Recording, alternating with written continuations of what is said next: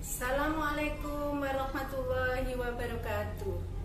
Selamat pagi anak-anakku semuanya. Mudah-mudahan kalian pada pagi hari ini tetap sehat. Semangat belajarnya anak-anak. Baiklah, sebelum belajar kita berdoa dulu. Mudah-mudahan apa yang kalian pelajari pada pagi hari ini akan bermanfaat pada kalian nanti. Berdoa mulai. Selesai. Anak-anak, di kelas sebelumnya kalian tentunya telah belajar tentang ciri-ciri makhluk hidup. Apa saja anak-anak? Baiklah, ciri-ciri makhluk hidup itu bisa bergerak, bisa bernafas, kemudian bisa berkembang biak, tumbuh, dan peka terhadap rangsang.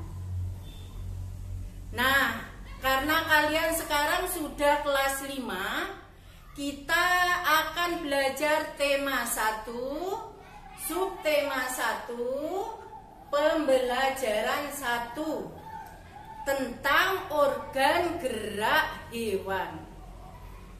Simak baik-baik ya anak-anak, supaya kalian lebih paham dan mengerti materinya. Coba perhatikan, di sini ada gambar Pak Rudi dan Edo. Mereka sedang berada di kandang kelinci milik Pak Rudi. Edo senang sekali karena dia melihat kelinci-kelinci itu lucu-lucu dan juga menggemaskan. Sampai-sampai Edo membantu Pak Rudi yang sedang memberi makan kelincinya. Anak-anak, kelinci tadi yang banyak tadi ada yang lompat-lompat.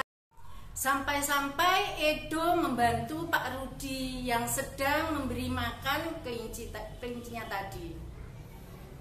Nah, siapa yang tahu apa alat gerak hewan kelinci tersebut anak-anak? Tentunya kalian semua menjawab kaki.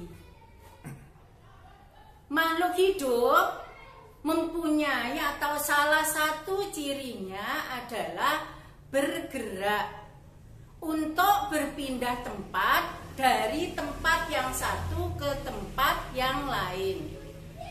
Alat gerak hewan dan manusia itu memiliki kesamaan, yaitu alat gerak aktif dan alat gerak pasif. Alat gerak aktif adalah otot, sedangkan alat gerak pasif adalah tulang. Pada gambar otot di samping ini, otot berwarna merah, sedangkan tulang berwarna putih. Tulang itu tidak bisa bergerak sendiri tanpa adanya otot anak-anak ya, karena otot memiliki senyawa kimia yang membuatnya bisa bergerak. Kerjasama otot dengan tulang tadi anak-anak ya, kedua alat gerak tersebut dinamakan sistem gerak. Nah, sekarang kita lanjut tentang alat gerak hewan. Apa saja anak-anak? Siapa yang tahu? Baiklah, alat gerak hewan itu ada kaki, kemudian ada sayap, ada sirip, dan juga otot perut. Anak-anak, selain untuk bergerak, alat gerak hewan ini bisa digunakan untuk memegang, untuk melompat, kemudian untuk memanjat, dan juga untuk berenang. Coba kita lihat hewan yang bergeraknya menggunakan kaki anak-anak. Di sini ada orang hutan, ada rusa, juga ada katak. Rusa berjalan dan berlari menggunakan kaki. Sedangkan orang hutan berpindah tempat dari pohon yang satu ke pohon yang lain itu juga menggunakan kaki dan tangannya. Katak melompat juga menggunakan kaki. Nah, kalian pasti tahu hewan yang bergeraknya dengan menggunakan sirip. Siapa yang tahu anak-anak? Ikan. Semua jenis ikan bergeraknya dengan sirip. Nah, ini seperti yang ini. Selanjutnya, hewan yang bergerak dengan otot perut. Bu Guru mempunyai contoh yaitu ular. Dan juga ada hewan yang bergerak dengan sayap. Contohnya kupu-kupu, lebah, kemudian burung. Tanpa ada alat gerak, kita tidak akan bisa berbuat apa-apa. Demikian juga dengan hewan-hewan tersebut. Coba sekarang perhatikan paragraf berikut. Salah satu ciri dari makhluk hidup adalah bergerak. Secara umum, gerak dapat diartikan berpindah tempat atau berubah posisi, baik itu sebagian maupun seluruhnya dari tubuh. Makhluk hidup akan bergerak apabila ada rangsangan yang mengenai dirinya, baik itu sebagian atau seluruhnya ya anak-anak. Nah, dari bacaan tadi, apa kalian masih ingat tentang ide pokok anak-anak? Baiklah, ide pokok adalah gagasan utama dalam setiap paragraf. Bagaimana cara menemukan ide pokok itu anak-anak? Langkah-langkahnya adalah sebagai berikut. Yang pertama, bacalah teks secara keseluruhan dulu. Kemudian yang kedua, cari kalimat utama dari teks tersebut atau dari paragraf tersebut. Yang ketiga, menentukan inti dari kalimat utama.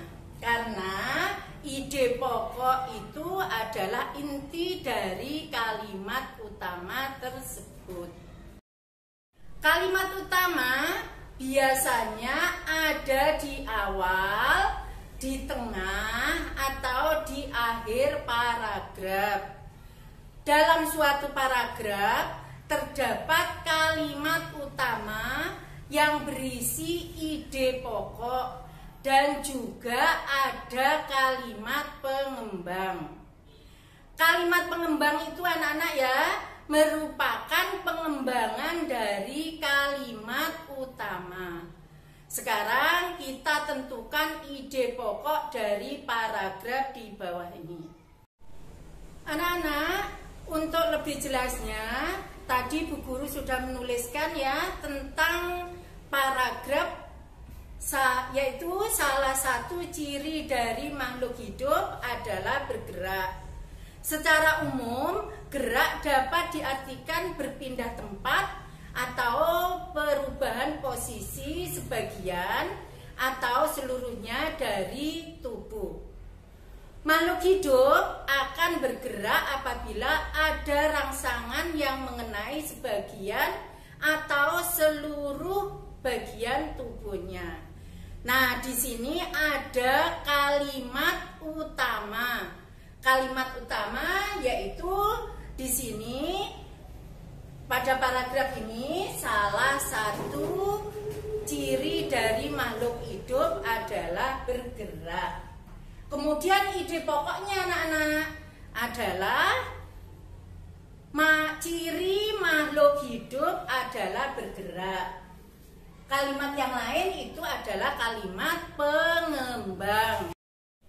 Demikian anak-anak untuk pembelajaran kali ini. Mudah-mudahan apa yang kita pelajari pada pagi ini membawa kalian lebih pintar. Tetap semangat belajarnya anak-anak ya. Wassalamualaikum warahmatullahi wabarakatuh.